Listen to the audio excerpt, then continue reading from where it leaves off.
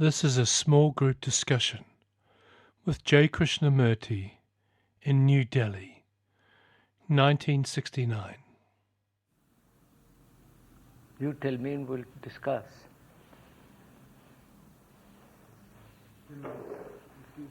Can we talk about the unconscious motivating action?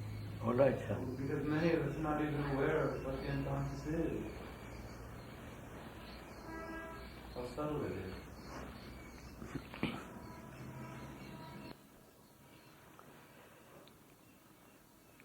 What do you think it is the unconscious?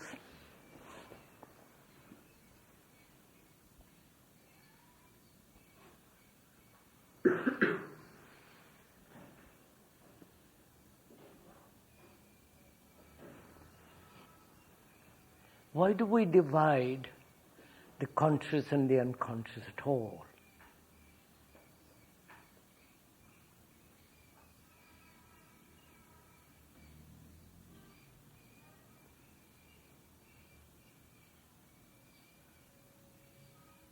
Is it for convenience so that the analysis can be properly done? Or is there a distinct division between the two, demarcation as the conscious and the unconscious? And is the division so drastic that there is no interrelationship between the conscious and the unconscious?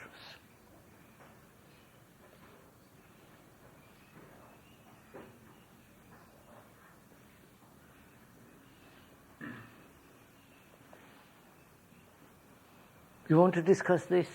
Does it interest you? Huh?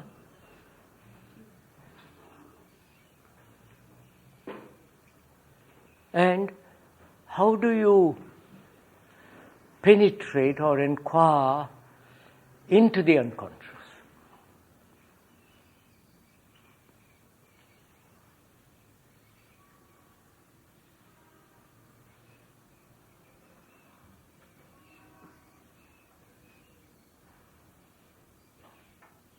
And what is the unconscious?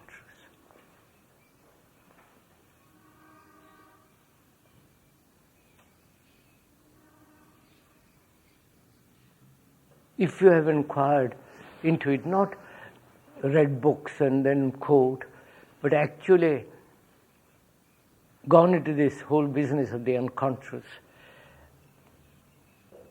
what is it actually? Is it the racial inheritance, the cultural storehouse, conscious and unconscious storehouse,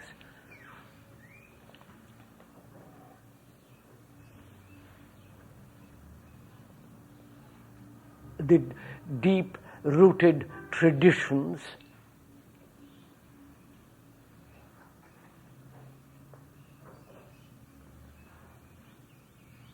the hidden motives, desires, the untapped movements which come out in dreams.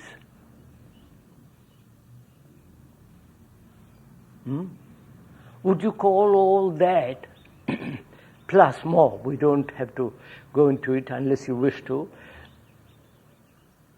can all that be called the unconscious?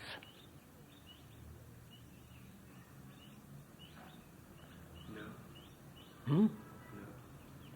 Then what would you call the unconscious?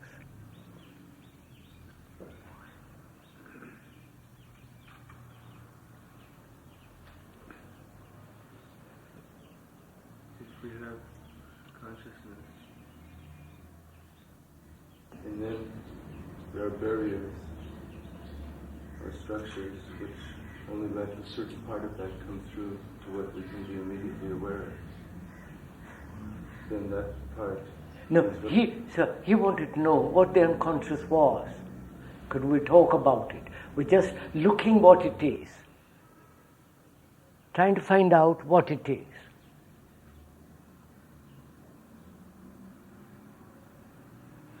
Unconscious motivating action. Is this wound up with the force of karma that works through our lives?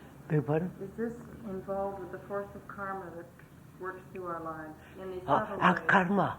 I see. No, don't. Let's go into the question of karma for the moment. They're complicated enough as it is. What do you mean by the unconscious?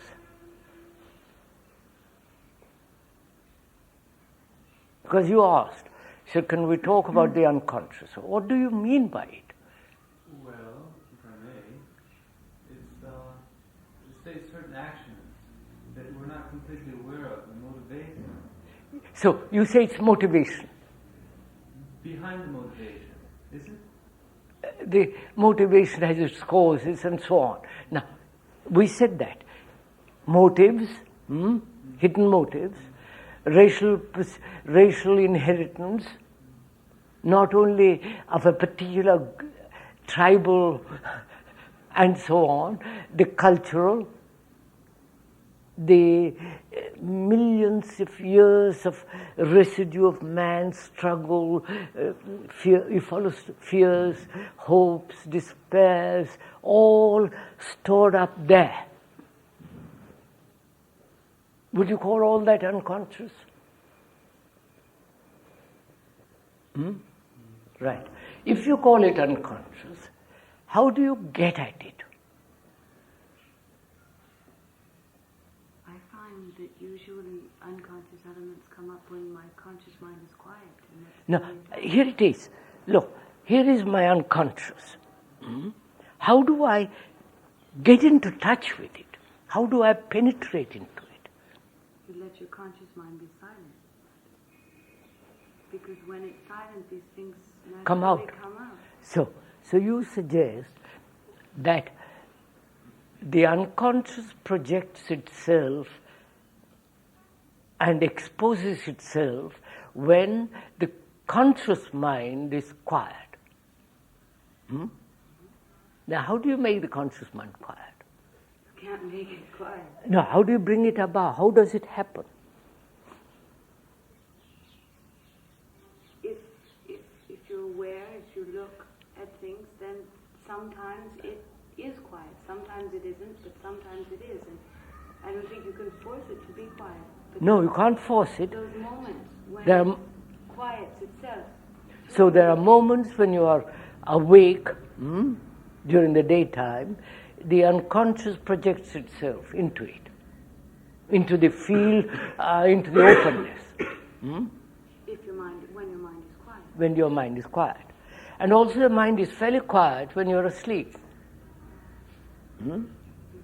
Fairly, I don't say it is entirely. And dreams happen.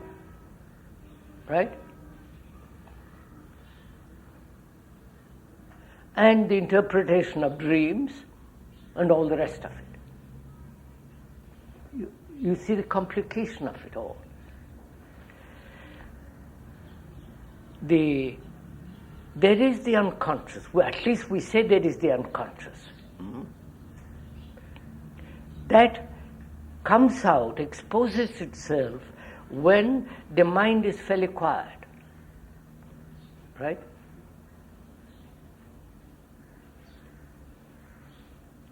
And whether it is sleep, whether during the night or during the day, when the mind is fairly quiet, it comes out. What comes out?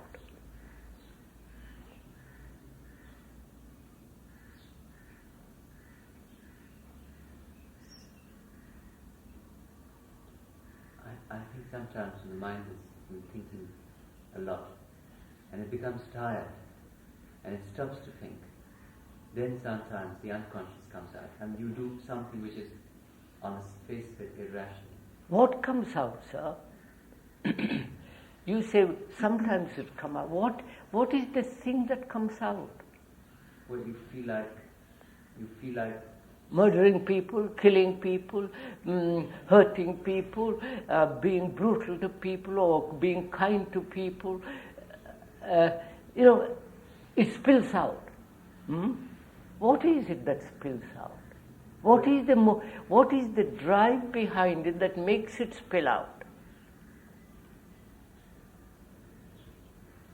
If it is, listen, sir, if it is there in the cellar, in a cave down below, what makes it come out? I'm seeing it like a shy animal that comes out of a cave, and when you wait for this, sort of quietly, it puts its head out. What, madam? All this that is hidden. What makes it come? It has to, doesn't it? You tell me, we are inquiring. You don't posit anything. Yes, sir? It's continually flowing. We just take what we want from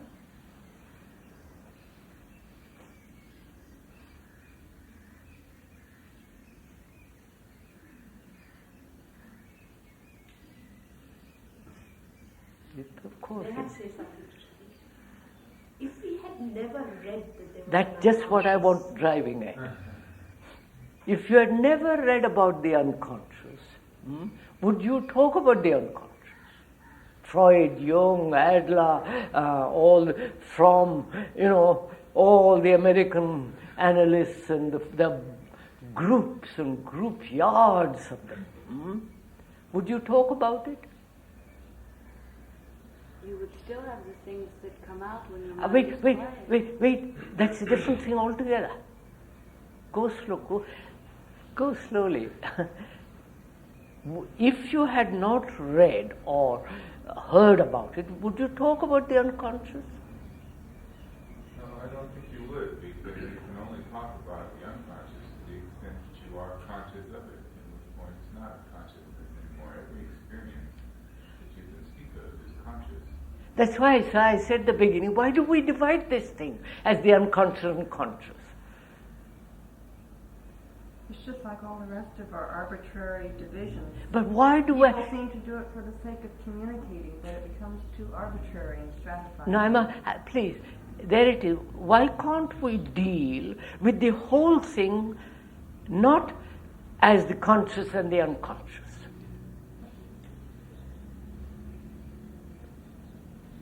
Yes, please, don't ask me, please. Isn't it because when we are dealing with conscious, what we call conscious experiences, they are governed by certain rational principles as we understand them. Then we get to a set of happenings which are not governed by what we call rational principles. Yes. And therefore we divide these two, that which is governed by the rational And the irrational. and that which has no contact with the rational. And I think this is a legitimate, valid division. So, wait a minute.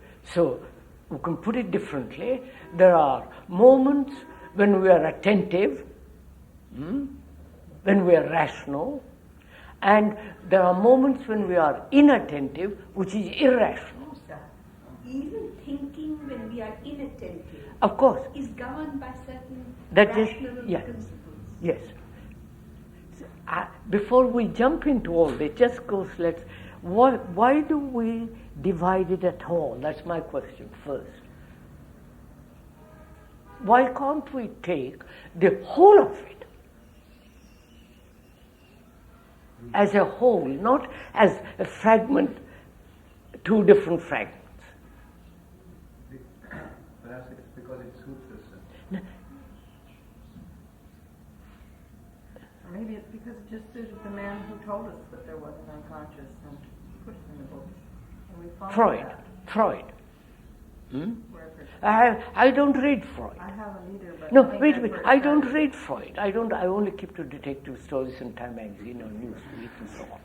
But so, what am I? I don't think in terms of the unconscious at all. Why should I?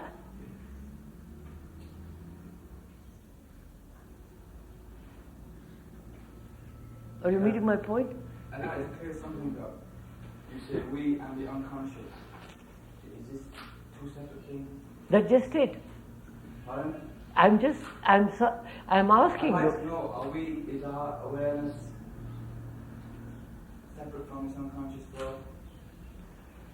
We choose facts from this unconscious world. These are conscious. If we hit on something that we don't understand. So as that Mr. Pupul pointed out just now, there are moments when we are rational, clear-sighted, reasonable, and active in that field of rationality. And there are moments when we are irrational. I didn't quite say that. What I said, there is a field of thinking, a field of action, which is both when you are alert and when you are not alert, but which are governed by what we call rational principles, recognizable principles. Then there are other states which happen to us, which do not appear to be governed by any Rationality, principle. correct. And it's those states which we cannot put into a framework that we put aside. You may not call it unconscious, you may not have read about unconscious, but certainly they form a separate set of phenomena to the set of phenomena which are governed by rational principles. They have a different movement, they have a different time dimension, they have a different Quality of action. And I think it's legitimate. I think if we so easily say they are not separate, we are again being caught in a conceptual. But when you say they're separate and that they're different, isn't that by definition that makes them different? Are you trying to say, if I understand rightly, that there is a rationality operating right through, and that state of in that rationality, that rational movement sometimes comes out beautifully, other times it doesn't? No, sir. There is a rationality operating which is recognizable by me, because it fits into a framework of the known. Yes. Which is the conscious state of my conscious state, which Yes. expresses itself Yes. in different ways. There is another set of phenomena which come into operation at moments in dreams, Yes, other yes, moments, yes. which do not fit into a certain framework. Now, by my saying that it's all one whole, by my accepting what you're saying, one is accepting another concept, because actually to me there are these two states. Yes, I understand that. You see, sir? I wish you put a little more simply. Can it be simplified more? That is, where either way, it does not always operate only when I'm awake. It operates when my mind is not alert, but the stream of thinking goes on. Even that stream of thinking is based on rational principles. There's the like, not like, the reliance of memory. So what? So that is one set of circumstances which I know, which I call consciousness.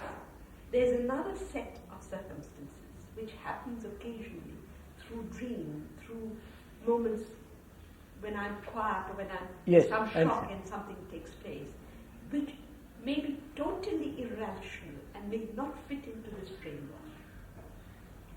So then what? What is the next conclusion? As long as my thought processes are operating, I will see them as two separate things. You may not call it that. I understand.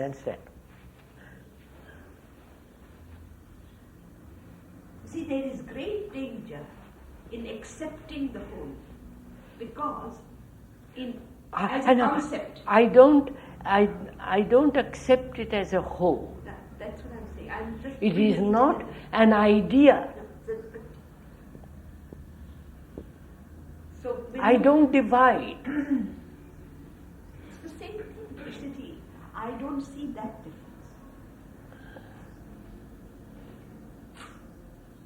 Yes, sir. Certain flows from unconscious will come permission to react to. Certain flaws we don't know how to react to.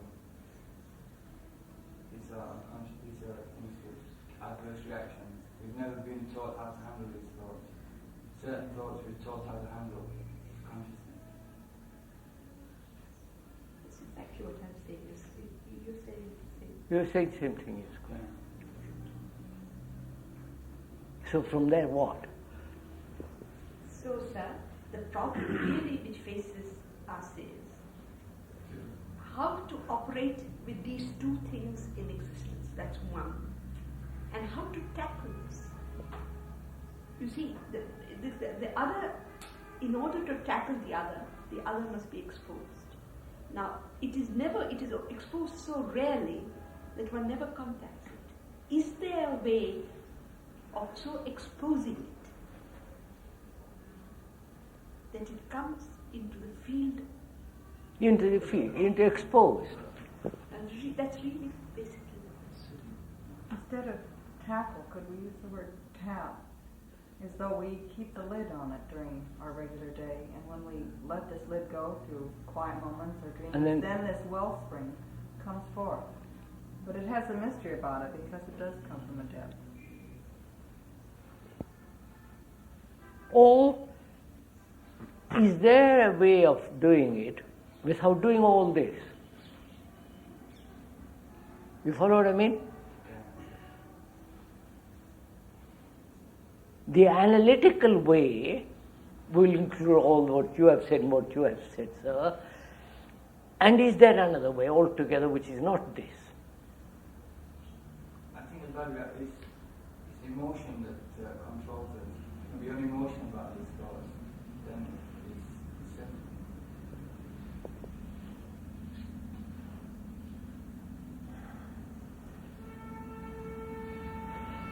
Now I'm speaking personally. Yes, I understand. Surely it is, as soon as there's the problem, as soon as the problem exists, that you feel you have a problem of either of sorting out unconscious or whatever it is, then the approach is analytical. Because that seems to me to be the immediate reaction to a problem. Sir, let me put it this way.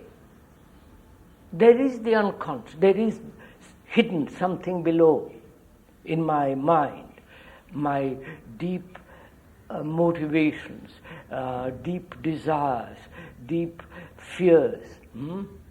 There they are, of which there is not an awareness.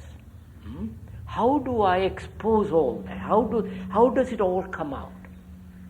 That's one question, right? Must there be analysis for them to be exposed?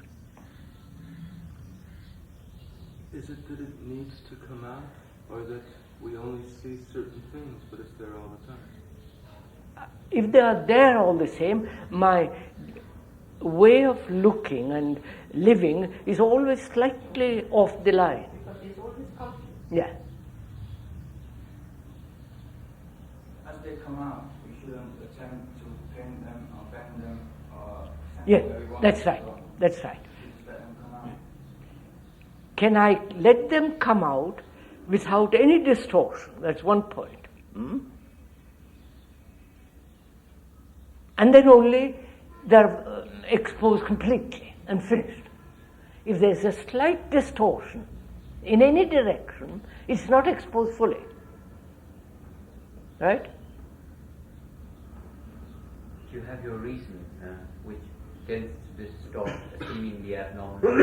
Suppose you want to break a window pane, you just want to smash something.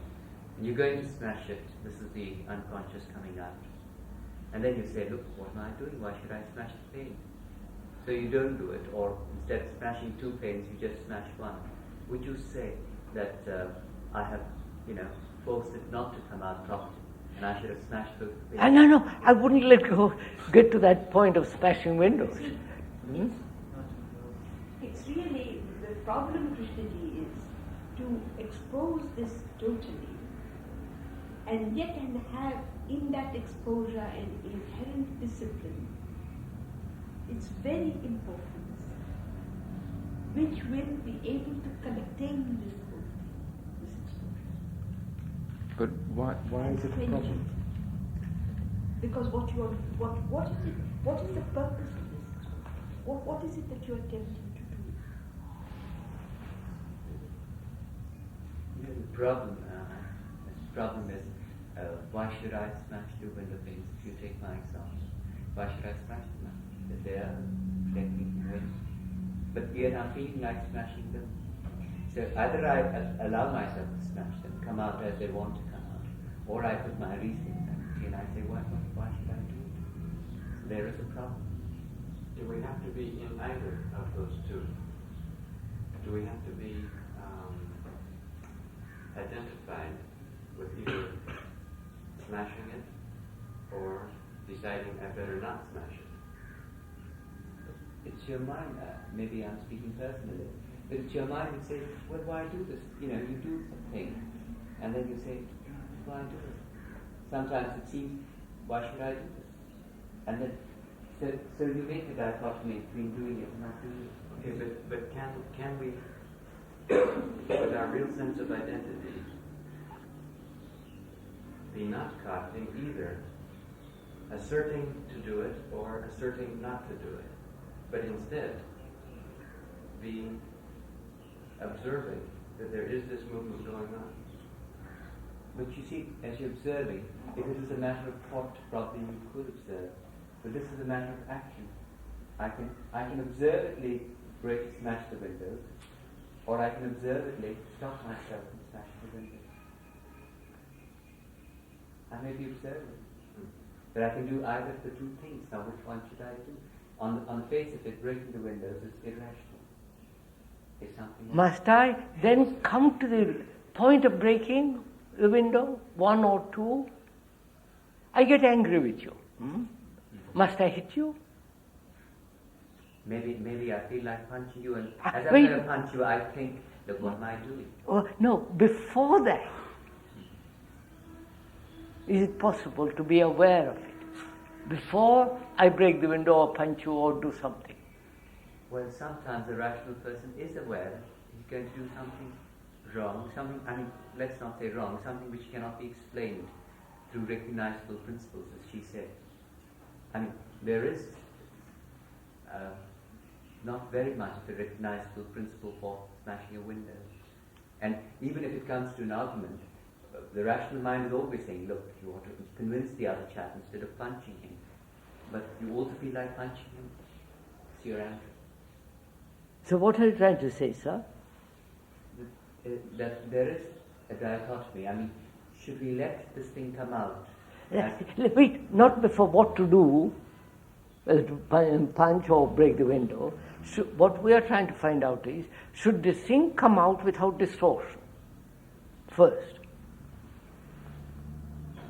And that's what we want to ask it. Should it be controlled by a rational? Wait, no, we're not come to the control yet. Yes, point. it should come out without distortion. It should come out. Yes. Why? It's the moving force that wants to come out. We're always suppressing What it. makes it come out? I think it's just going all the time. Well, it's like this wellspring that is coming out from deep under. And we're usually putting it down. In other words, you feel you ought to go ahead and smash windows because it's coming out. No. Don't bring in the windows yet. I'm thinking Then of you'll make it too. of a less specific but a much grander force that's always there underneath. Just like a pressure that's coming out. And most of the time we're capping it. No, Because we're afraid of why it. are we capping it? Because we can't. Because we're afraid of it. The We're afraid unknown. of all of these emotions and everything that we've associated with it. So we keep It's like like a lid. Why the are we sun afraid? can only come through the window. And why are we? Because we can't explain it. So therefore, we go back to what she said. Because we can't explain it, there is this dichotomy. And there is a lot of danger in accepting the concept of the whole. Because as we live, we might be living in a lower plane, but there is this dichotomy. But it's only this thing, this lid, the thing that creates the the conflict that makes it a problem. Isn't it like that? So as if that lid wasn't there. All right. The What lid, is it that creates the conflict? if the lid wasn't Yeah. there, then I don't know, but I would say, okay, if the lid is not there, open the lid. And you do all sorts of things which you can't explain. But as you're doing them, as you're smashing your windows, your mind comes in and says, this is something which I can't explain. People are going to laugh at me smashing windows or me doing something which is not explained. But maybe if you let the lid be off and let it come up naturally and it is exposed to the light of day, meaning your own conscious mind, maybe all the unknowns will become known. No, but it doesn't. I suppose I don't know whether it's right, but you take a man who is not very novel, who does abnormal things, like smashing a window. Now, as he's going to do it, now you would say let him do it. I mean, that's the question. Or should he, as he's going to think, do it, and if he does feel that it's something abnormal, should he stop? Perhaps if he doesn't smash the window, he might smash the person next time if the pressure gets. But maybe this time he smashes the curtain, and he doesn't get caught, and next time he smashes yet another. Why must one be afraid of what he doesn't understand? Because actually we understand very little. Okay, don't be afraid, smash the window. No. Kill the person. May I ask one thing? Why is it that we are trying to tap the unconscious? Because That's what I want to know finding too. that out, Freaks us out. probably you will be able to answer whether this is it an action of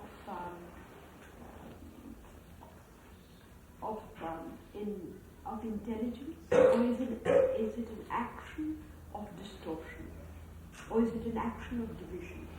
What is the purpose of seeking to take off the lid, or is it the purpose of self-knowing?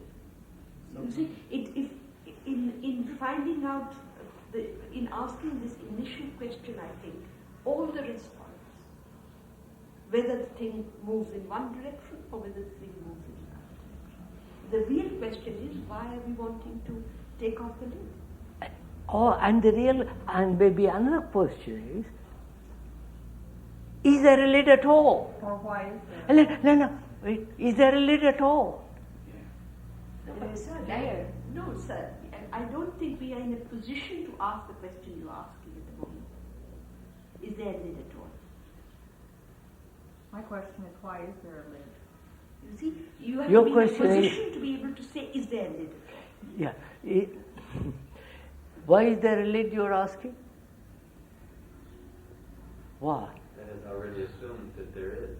Maybe before we assume that there is, we should ask, well, is there one?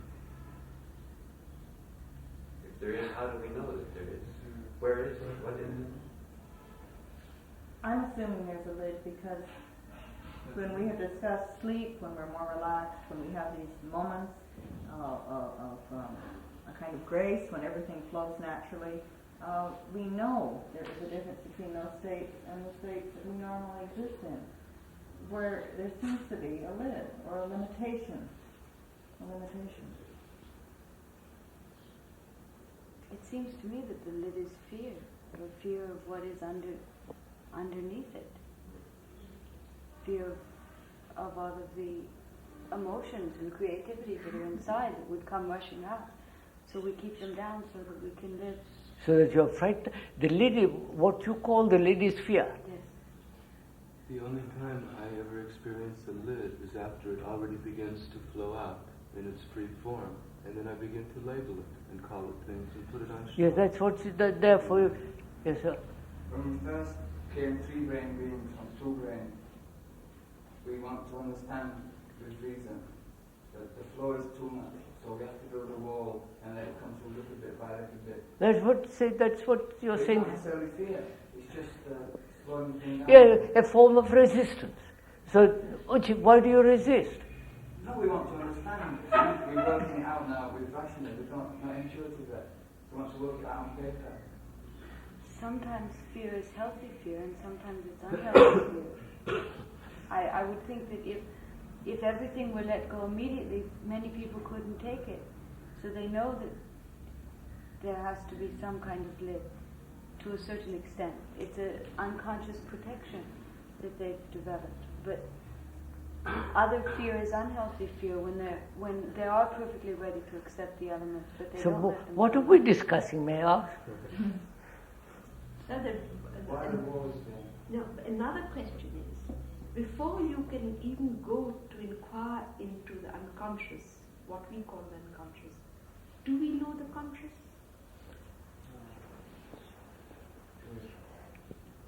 Is there a knowing of the conscious?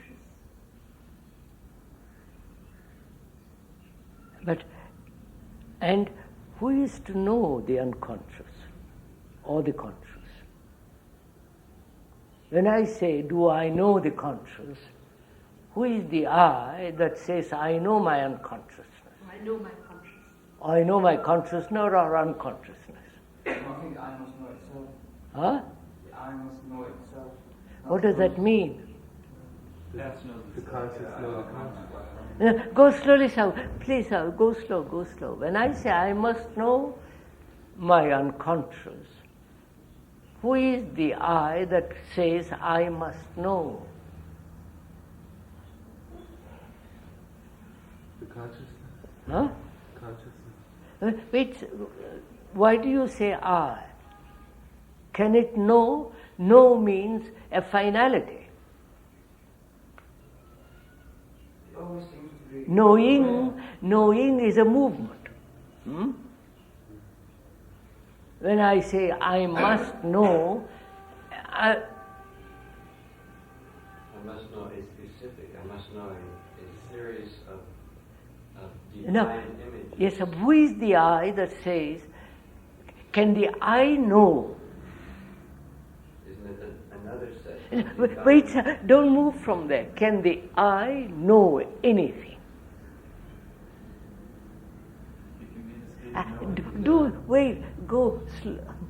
Absorb this a little bit, sir. Let's thrash around a little bit around that. Can the I ever say, I know?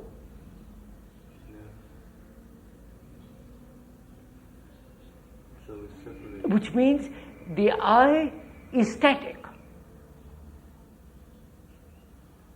And says, I know this house. I know my wife. I know I have examined my unconscious. I am God. I. Now, what is that I that says I know? Sorry, let's go a little bit, otherwise we'll go round and round. What is the I that says I know? It's quite an accumulation, isn't it? Huh? It's quite an accumulation, isn't it? But isn't the I capable of knowing from moment to moment? And the I is such an abstract concept. An I. What were you going to say, sir? I was going to say that knowing is a movement over a period of time. It may be just 2 seconds. And when somebody says 2 and 2 make 4, and you get used to saying that 2 and 2 make 4, you come to also saying that I know that 2 and 2 make 4. But actually, you cannot ever know anything. Because you can always pose it the question, how do you know? No, that's not the question, sir. I'm asking, what is this I that says I know? I must know the unconscious. What is that I? Can it ever know? I think Don't quickly. Can the I say I know? it can never know. It can never. But there is a consciousness within you which, through repetition. That's a different matter, sir. Then is the I merely a repetitive machine? It's the accumulation of tradition that you have kept on. Which is a machine that repeats mechanically. 2 to 4 or this or that. So can a repetitive machine ever say, I know? Well, just as... No, I believe. But can you know the I? I think that's very important. Or that is probably the first question. We're coming to that presently. Before we ask, can the I know? Can we Yes. ask the question, can you know the I? Yes. Wait a minute, let's go. There is the unconscious and the conscious. And they must both be exposed. They must both be investigated. And who is the investigator?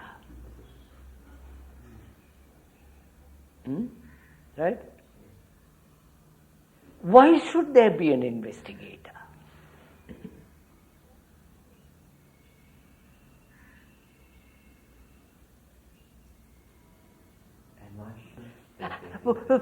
Don't answer. Why should there be an investigator? Why shouldn't there be only not an investigator, but an observer? To observe, not to investigate, in order to observe. Right? You understand what? What do you mean by not to investigate in order to observe? Look, you say there's the conscious and unconscious.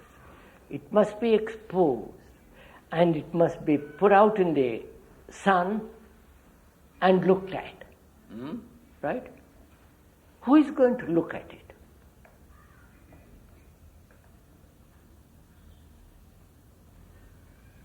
Normally, we would say that which we consider to be I, whatever that is. Yes. So there is another entity who is going to look. It implies a separation there. Which is three entities now: conscious, unconscious, the entity, the observer, the analyzer. Right? You've got three different divisions. Right? Why should there be three divisions at all? Why shouldn't there be merely exposed, open?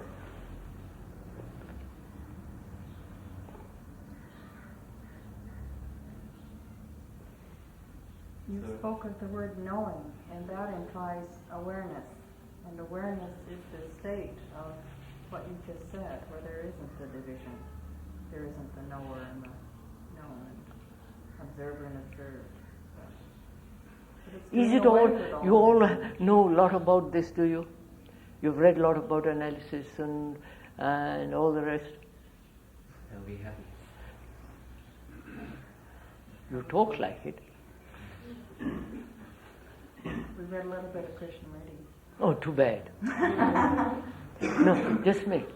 I want, you see, is it possible not to go through all this business? Exposure, analysis, investigation, who is the I, who is not the I, can the I know? You follow, sir? You told us we sort of have to plumb the depths of analysis so we can then... Yeah, we're finished. Now, is there a different way of approaching the whole thing entirely differently? I may say so. I think there is a different way, but then, and that is just allowing the movement to be there. I mean, suppose you were to say to yourself, that just let things go as they're going. I don't. That's not what I'm trying to say. What you're asking for is something terribly innocent, and in our age we're beclouded by all of this analysis and division. Yes, that's so it. That's it. We have That's to it. rid ourselves of it. No, how do you do it? Take away the definition. Huh? Take away the definition. I don't, not definition, sir.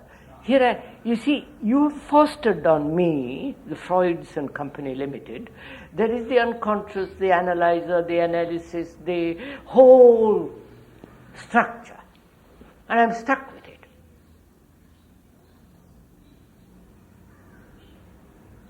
And I have to battle through all that to get rid of it. And I restart all over again.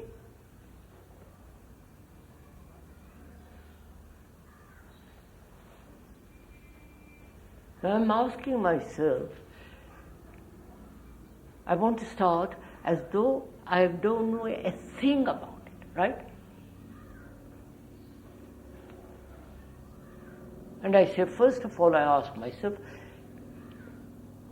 what is consciousness? That's all. My point is, what am I doing? What am I living for? What is all this? I don't want explanations. I don't want descriptions and formulas. I just look. And I discover, by looking, discovery is made, I'm afraid, right? Not unconscious fear, conscious fear, the motivation, what causes fear.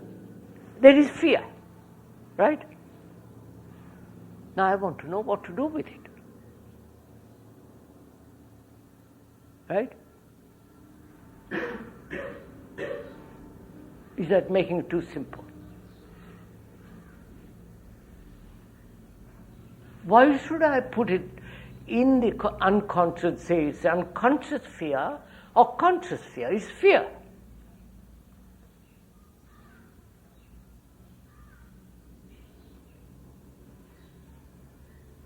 May I say last question?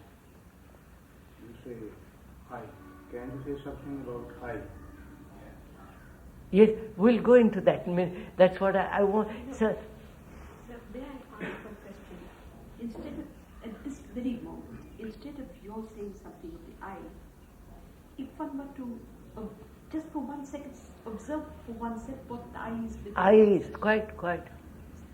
And I think if one were to start from there, it would be, you could call it investigation, you could call it anything you like, but it would be an approach into consciousness, or approach into this whole field, which may reveal a great deal which has validity. The trouble is, when you just now made a statement about the conscious, unconscious, and the I as three different things, one looked at it. What validity has that looking outside? It's inside, quite. The only validity is the discovery of, for 1 second, what exists while that statement was being made, or when any statement is being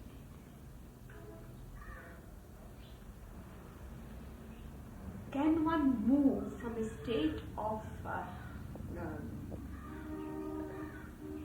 examination of content of words which are being said to a state of observing the state which listens to that set of words being said?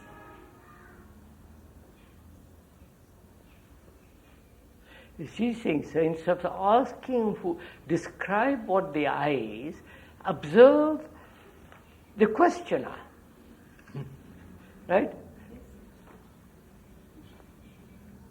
So far it's known to us since childhood, one is conditioned by tradition, books, education, environments. And that's what I can only say. That this is the I. The remainder, the experiences, and not all, but the residue of all that. So I say I.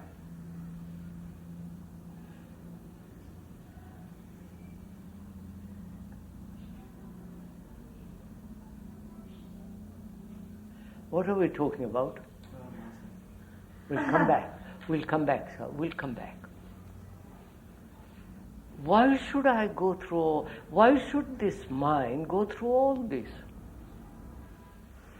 The conscious, unconscious, the I, who is the I, tell me what the I is, and tell me what the tradition is, what the motive is. Why should the mind go through all this machinery? There's two questions which come in your mind. One is when you're afraid and you want to explain your fear. And one is when you may not be explained, but for your intellectual curiosity, you cannot understand it enough. And then you want to know how it happens. Why do the monsoons come? Why is rain? I mean, must I? Can't I find out why this fear has come? Can't the mind observe the whole thing immediately?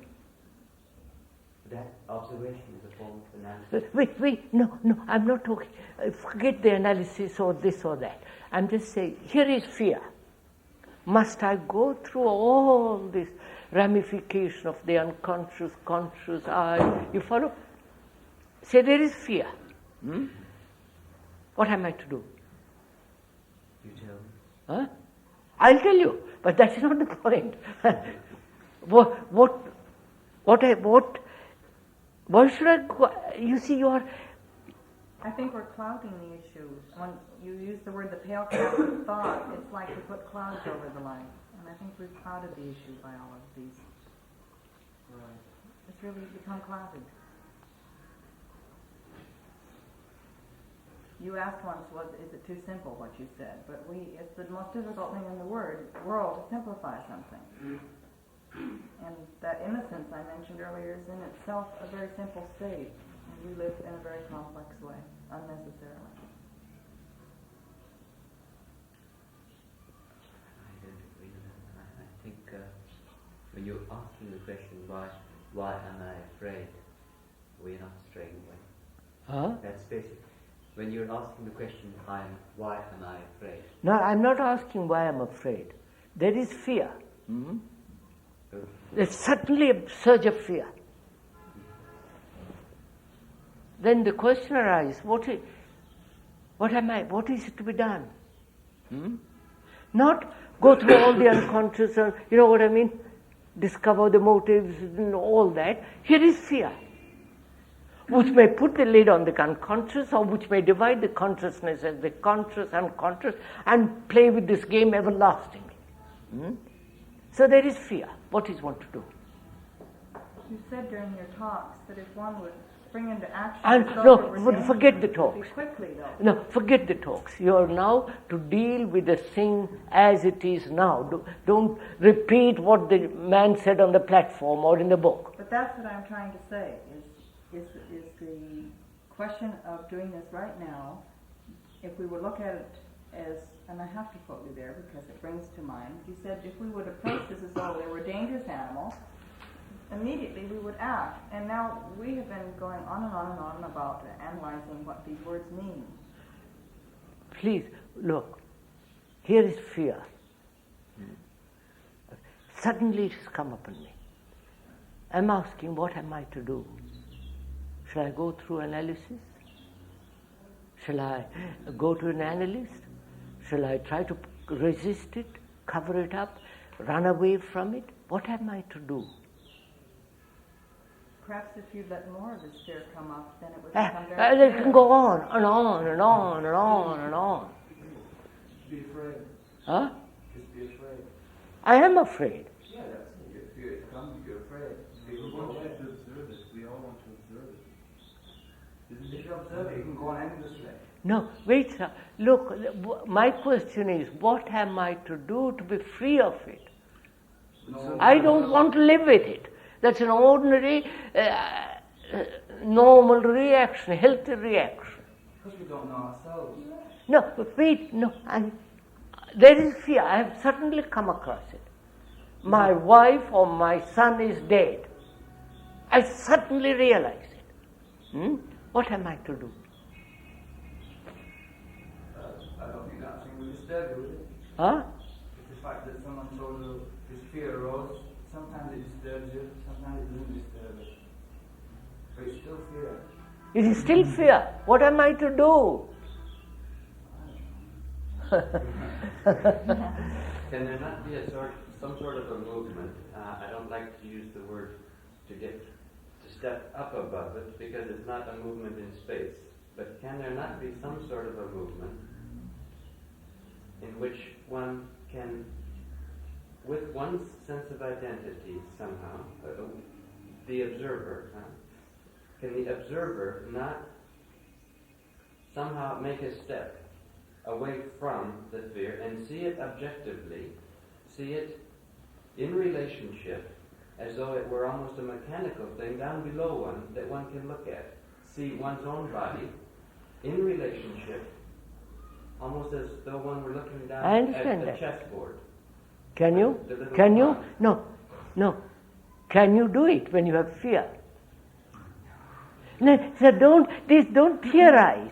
Well, yes and no. No, I come to you, I say, I'm afraid, I'm frightened of my loneliness.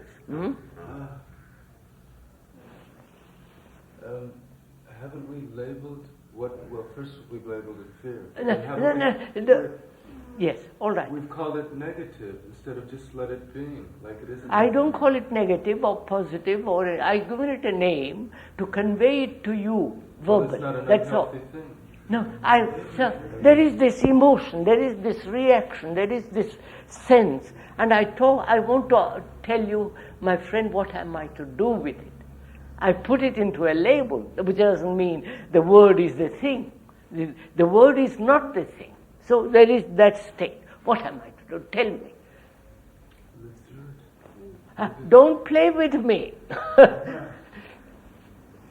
Not often, but sometimes when this has happened to me, I've completely surrendered myself to it. And it's this feeling I've had of going down, down, down, and then I reached a point where suddenly there was no fear, and there was just, I don't know, a lot of energy. Are you saying, stay with it? Not just stay with it. No, let it move, let it carry you, don't resist it, don't... Completely surrender to it. Feel the fear. Is that what you're saying? Yes. But when the fear is you're going to be destructive, you may be lonely and you say, all right, let me be lonely. But when you have a fear that you're going to be destructive, should you allow yourself to be destructive?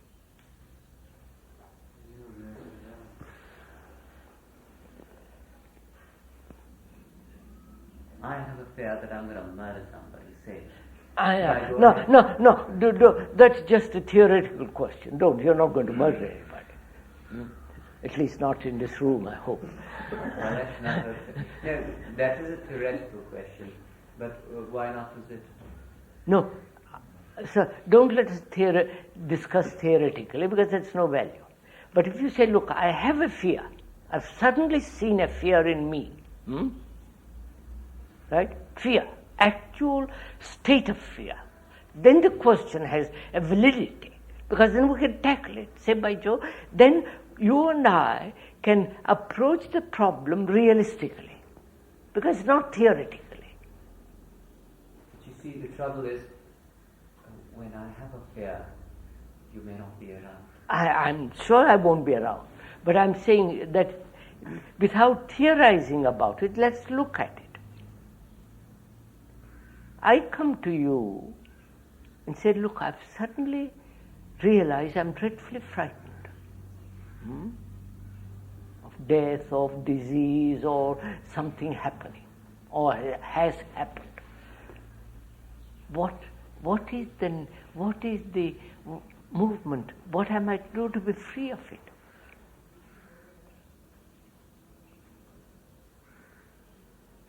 I don't want to live with it and carry on day after day with some rotten thing. I want to be free of it.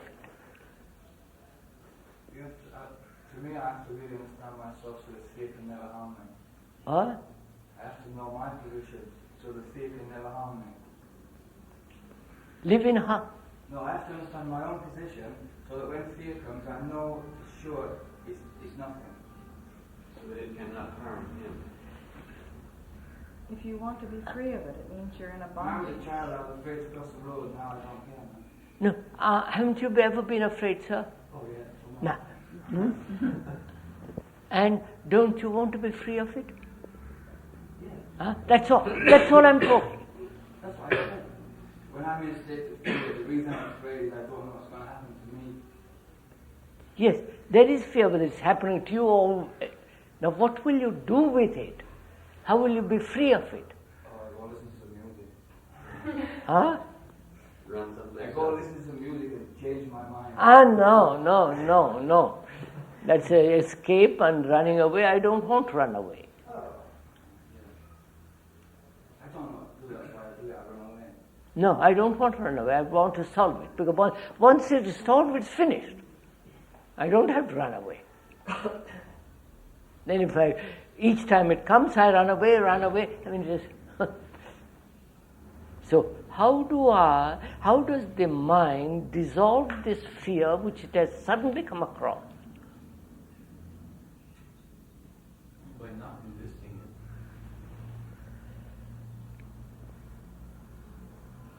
By seeing it objectively. By seeing the relationship objectively. And therefore one is no longer in the relationship, but instead he's observing it. His body is still in it, the actions are still going on. Is it so? Look, sir. Where does the unconscious come into this?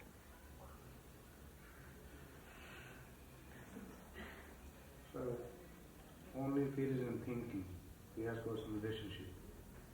And one has to understand the relationship.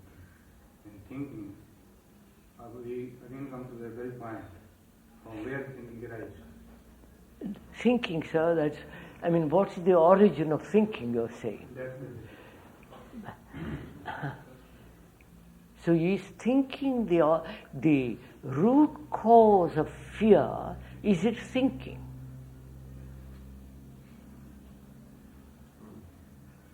Huh?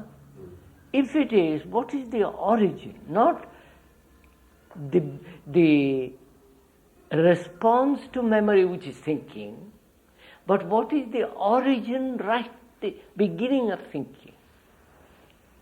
Huh? You are getting what I'm talking about? Look, sir, thinking makes me afraid. Thinking that I might die tomorrow makes me say, my God, what happened? You follow?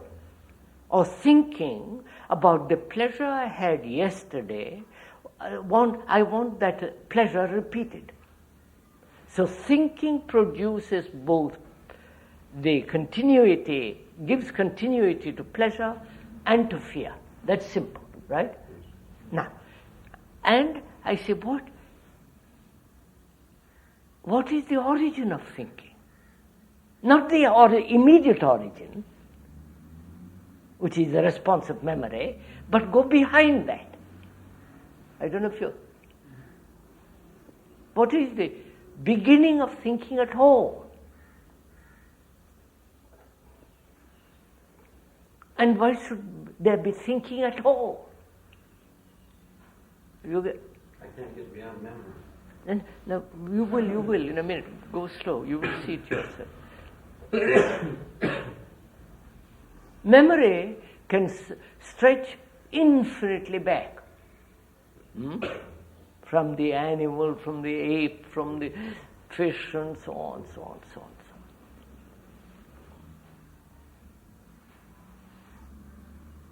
So, is thinking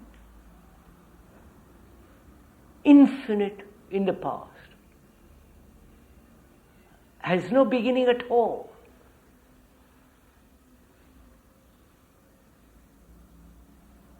Or rather, it has its beginning moment the cell was formed. It begins every moment through willpower.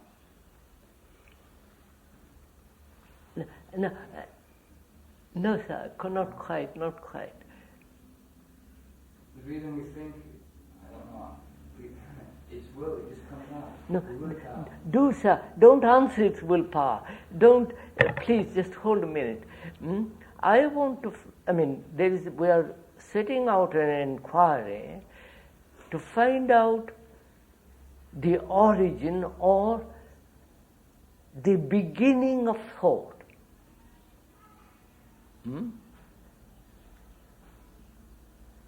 Before the animal was, or the fish was, are you all going to sleep about this? Or? Immediately speaking, you start thinking because either you can't understand, you're afraid. But if you go back, and that would be a biological question. As to how did the cell come to think, or when did the cell turn into an organism which started thinking? Yeah, yes. So, why are we asking this question? We are asking this question because we feel that we ask this question because we want to explain out there, because we want to understand something. So, look, before the cell was in the organism, there was silence. We don't know. Maybe Must be. Must be. Anything that begins must originate from that. From silence. From silence. Why couldn't there have been a lot of noise? Huh? Why couldn't we? Nothing. No. What is the nature of the silence? What, sir? What is the nature of the silence? I don't know. I won't describe it. Don't let's get in. This is also the nature of thought. Yeah? Look, sir, there is memory, million years old. That memory, to any challenge, that memory responds as thought, right? Now we say thought breeds fear and pleasure, gives continuity to both. And mere controlling thought doesn't solve the problem. Who is the controller of thought? Again, thought, right? Thought says, I must control it in order to get rid of it, which is still the action of thought. Right, sir? So I want to find out what is the origin of all this movement of thinking. If the mind could tap that, then thought has quite a different dimension. I don't know if you... Right? So,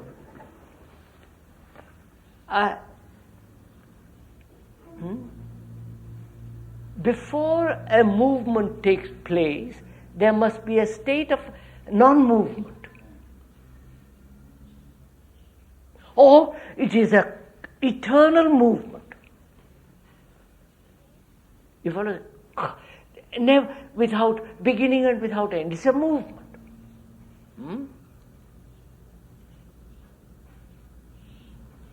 And is thought a movement of that nature?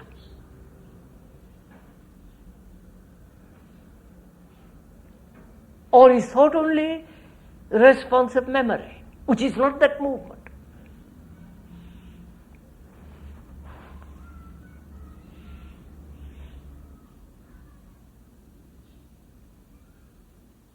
Thought is fragmentary, right? Thought can never be non-fragmentary, right?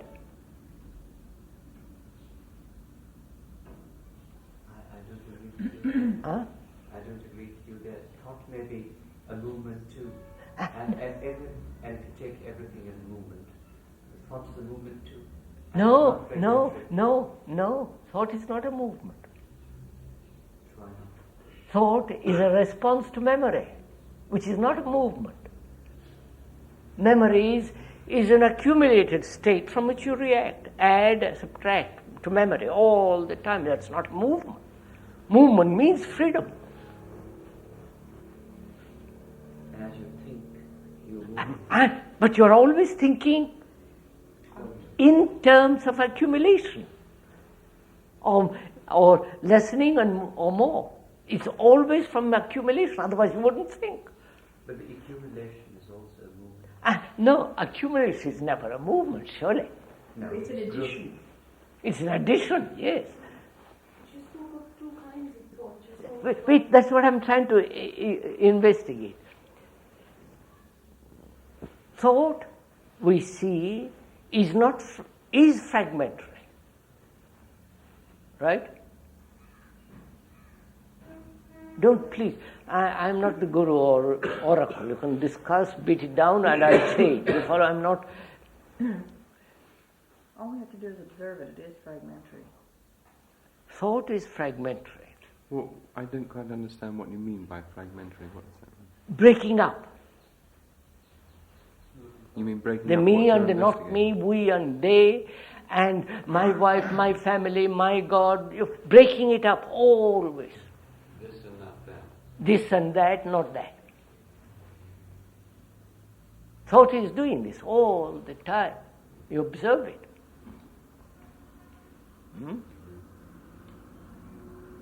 It's natural state is to somehow make divisions. Big one? Its natural state is somehow to make divisions, to somehow clarify. Again, we like to put everything in niches and label them, but yes, by doing so we've divided everything. Dividing. And it has divided pleasure and pain. There is pleasure, and next day if I don't get it, I am angry. And so on. And I say to myself, what is the origin of all this? Thinking. And I see it's infinite in the past. There is no beginning of it.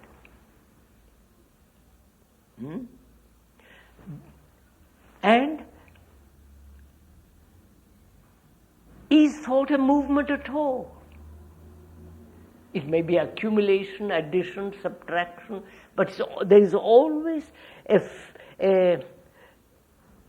residue. A static entity. Yeah, residue to which is added, subtracted.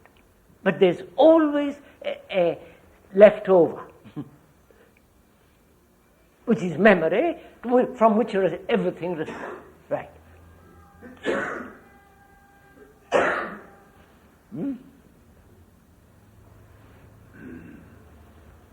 Right?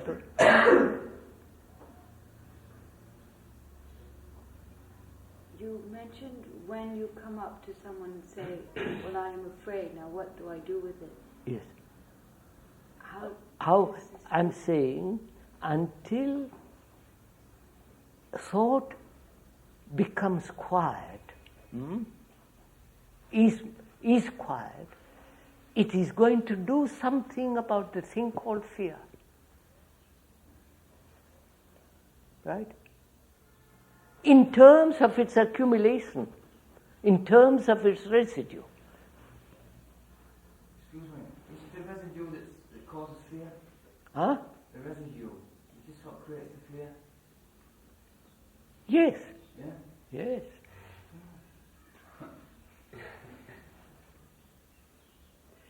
You hurt me yesterday, by word or by gesture, or hit me. I remember it. There is remembrance of you as pain. And I meet you tomorrow, the remembrance comes out first. I don't meet you, but the memory of it comes out. Therefore, there is a fragmentation taking place already, a division. You and me. The hurt and the giver of.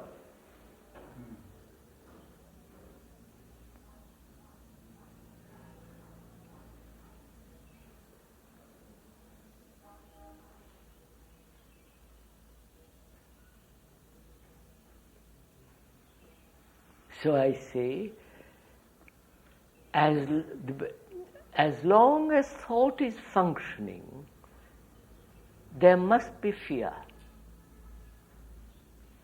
You mean the thought that's the reaction to this residue? Thought, not reaction to something. The whole structure of thinking must produce fear. Is fear, in fact. And how do we stop it? First, not how to stop it, just look first. I don't want to stop it. I realize fear must exist as long as there is the structure of thought, full stop. Why can't it just as easily be love? Huh? Why can't it just as easily, the whole structure of thought, be love? Is it? Why can't it be? And now why can't it be? Is it? I love you. I possess you, I dominate you, I control you. And when you go away, I get angry, jealous. Not necessarily. And then don't say necessary, that's a fact. That's not love. And then you say that's not love. I say it is love, part of love, to hate. But madam, don't, these are all speculations.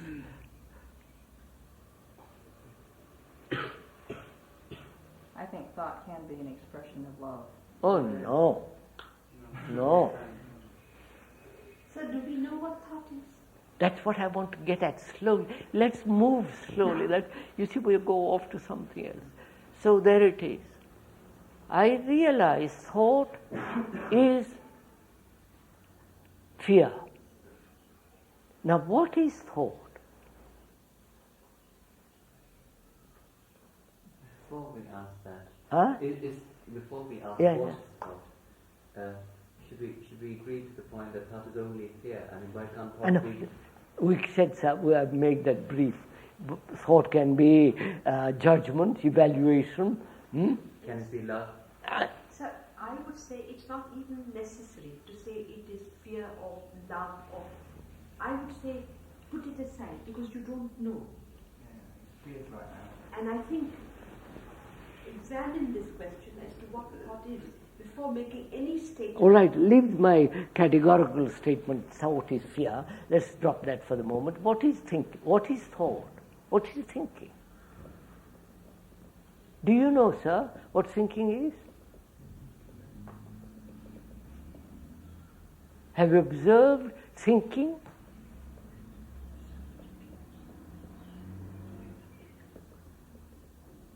I don't know, we should look at it two ways.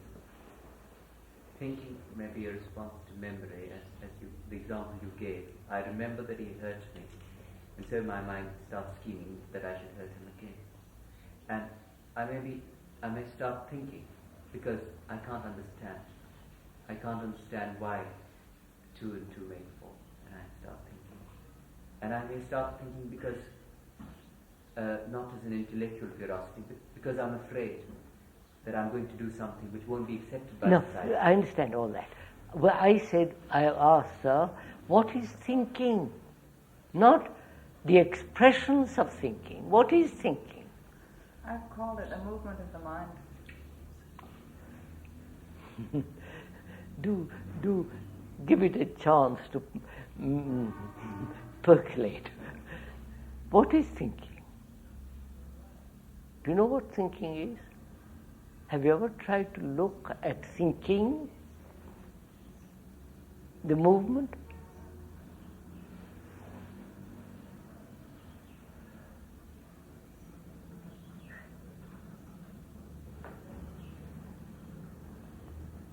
I have to call it a movement because Call it movement. All right, I don't care what you call it, X. It But acts, have you watched that X? Yes, it acts like a monkey. No, please, don't be too quick. You are all too quick. Do stop a minute.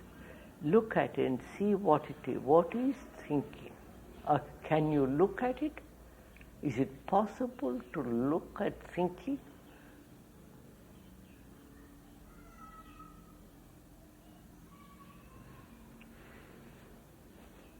And when does thinking take place? So that you can be aware of what thinking is.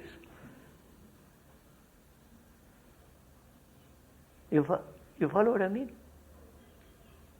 Now, wait a minute. I don't think you can look at thinking. No, these people are too quick.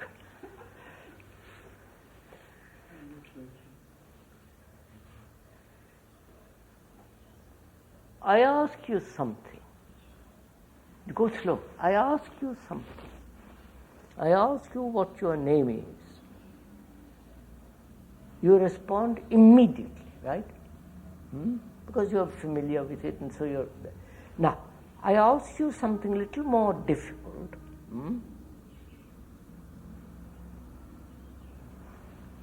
Then you begin to think, don't you?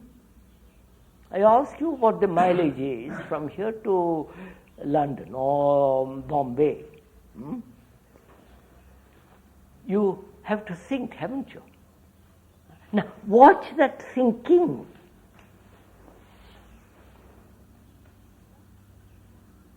Not how many miles it is, but the movement which takes place when that question is put, how many miles are there between Bombay and Delhi, and your response between the two, the questioning and answering. In that interval, thinking is going on, right? Right? Now, what's it? What is it?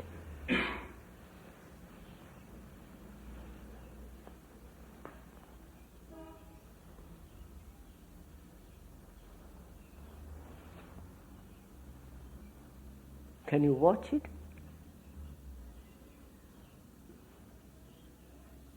I'm being a part of it. I can't watch it. Besides the fact that I feel some sort of a movement in the mind. But the only validity is that. You can listen to it. When you say it is time, You start searching through your mind for the answer, going through the files. Time is the interval between the response to the question. Isn't it?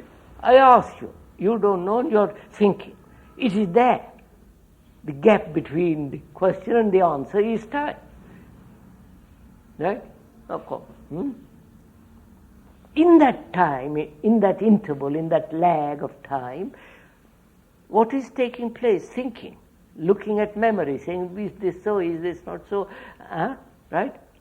Now, what is that movement which we call thinking?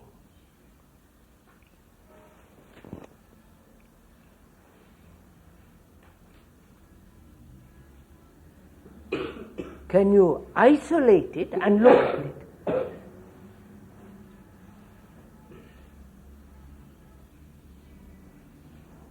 Or you cannot not look at it at all.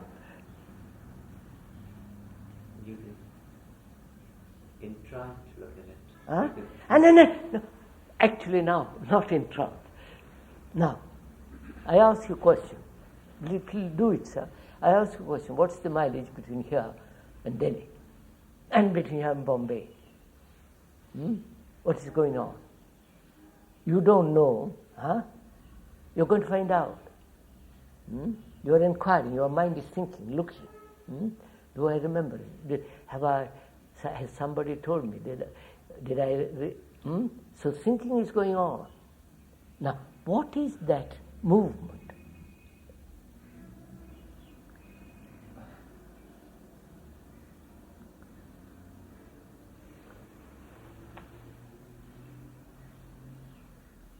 Can you nail it and look at it?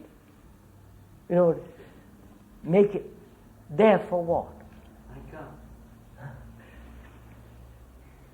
I mean, it's suffering, it's gone. I can think about it and have further movement. Same movement can't be nailed down. No, but you see, the validity of any answer is the observing at that point. There is no other validity. You see, everything else is speculation. The only validity is the observation of the structure of that. Either waking up and seeing it all gone, or waking up and seeing that there is nothing. In other words, there cannot be any answer because that particular moment has gone, and the answer which you think is for that particular moment. You see, so you see, that is the continuity. It's the observation of that. And the moment you have observed that, and in observing that you answer a question on fear, or you question on that, it has a totally different, because it's a valid thing. You're observing something that exists, rather than something which is speculation. No, his point is that you externalize it by that approach. You are intimately involved in that approach so that you cannot separate the two. But even watch yourself in that, not being able to separate. But how can you? You're in it. It's a logical impossibility. But what do you see? You see something, or you see nothing. You just are. Be there, be there. Well, you are being are all the time. No, you're not, because you're not awake to that. You're awake to everything else but that.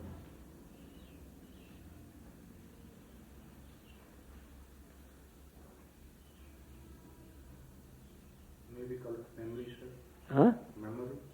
No, sir, look.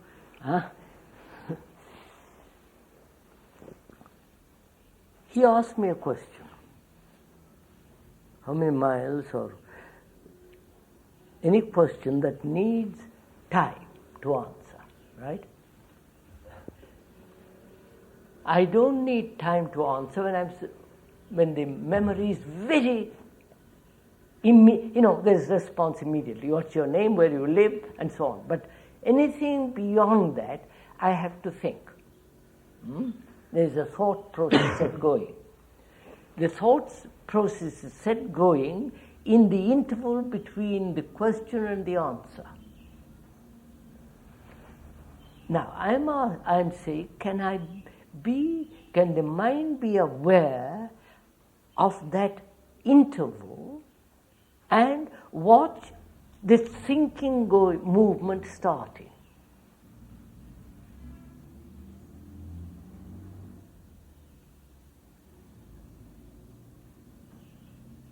I feel if you watch the movement starting between the question and the answer, if you say, well, I'm not only going to answer the question. Because you don't know. If you knew it, you would answer it. Yeah, suppose I say to myself, look, this is a difficult question, it'll take some time to answer. I don't know immediately. And certain thought. What's that, sir? What's that? Look, sir, there is question and there is answer. There's a movement in that space. Can you watch that movement, which we call thinking?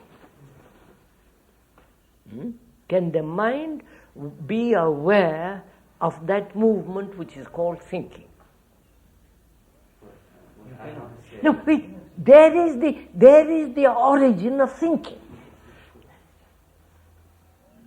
I don't have to go back to 1,000,000 years.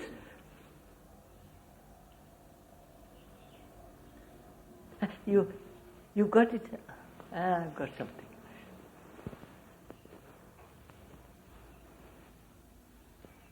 I don't think I've got it because I feel you can't watch it. You can only be, the thinking is your being, you see.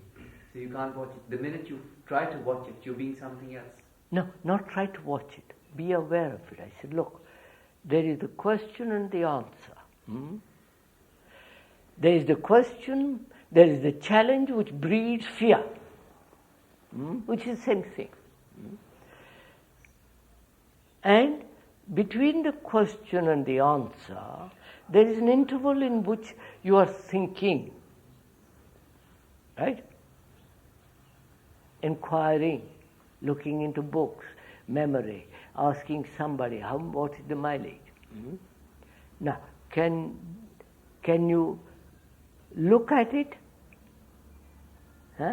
and watch it so that the thought begins?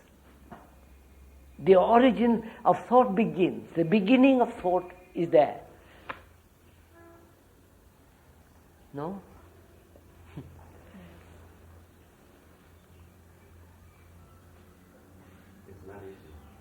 The minute you decide that you won't like to watch it. No decision, no will. I said, be aware of this interval and the movement within that interval. The minute you be aware of the question, you have three entities. No. So you don't go through all this analytical process. I ask you, and you say, I really don't know, but I'm going to find out.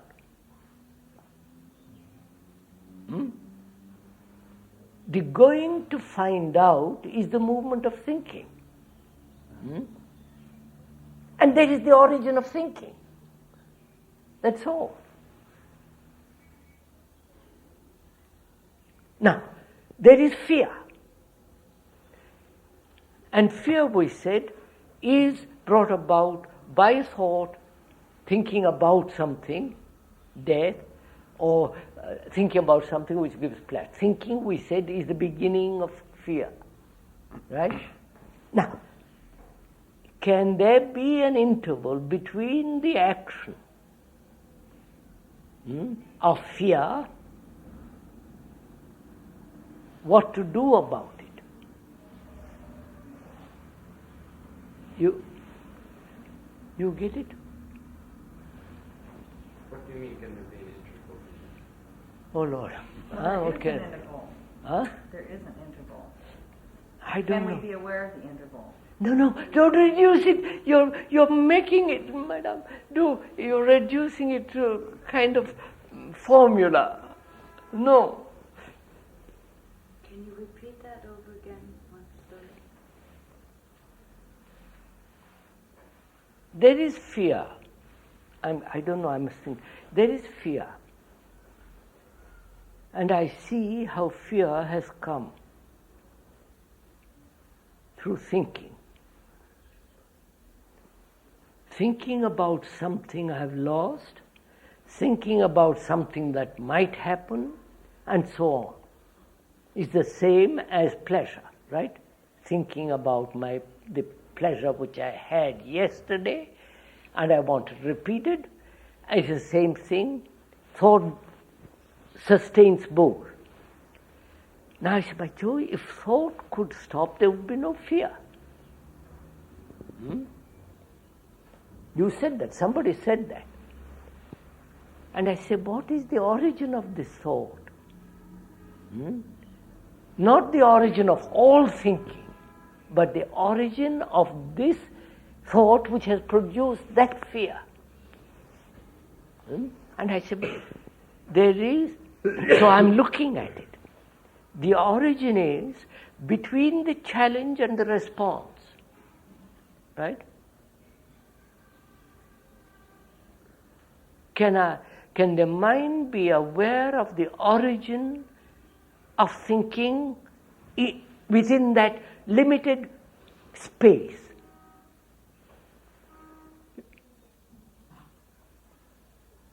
If it can, I have solved the problem of fear.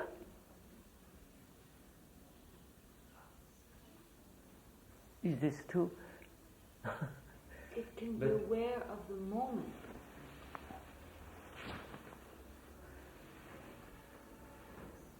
You all want a formula. I don't know a formula. I'm just watching.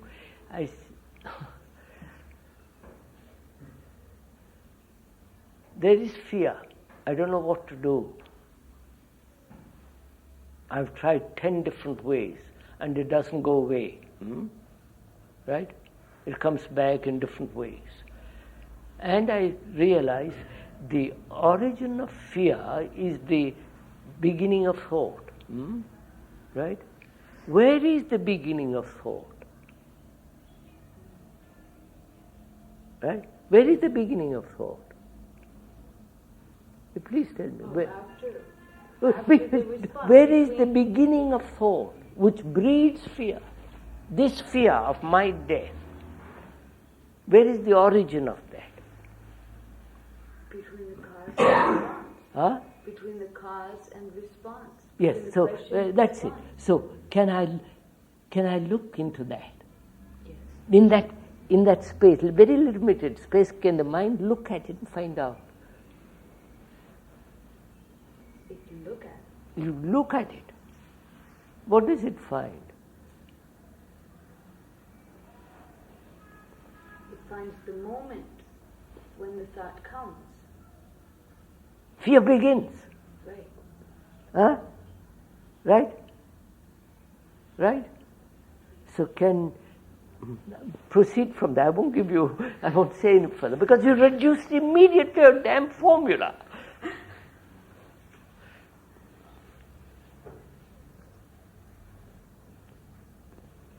But I don't think you can. Huh? I don't think you can look at it because if you look at it, you being something else, that's a different problem. Sir, can I be without thought? Can I, who produces fear, be without thought? That's can there be not a state? State is static. Can there be what? Space in which there is no thought. Why is that question asked? I'm just want to know why is it asked? Because I want to then I want to find out because then that I see by Joe I can get rid of fear. That's really the origin of that question. Because I'm afraid, and if I know how to be silent, I've got rid of fear. That's a formula. Now how am I to be silent?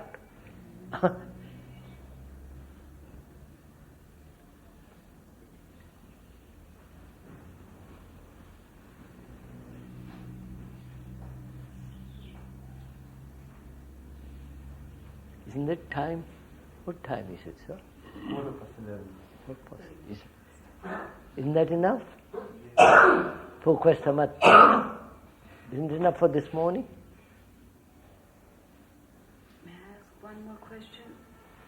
When you speak very, very much about meditation while you're, not meditation, but being aware while you're acting, while you're in everyday life, while you're doing everything you do you think it is advantageous to go for small periods of time, to be alone for periods of time? Obviously.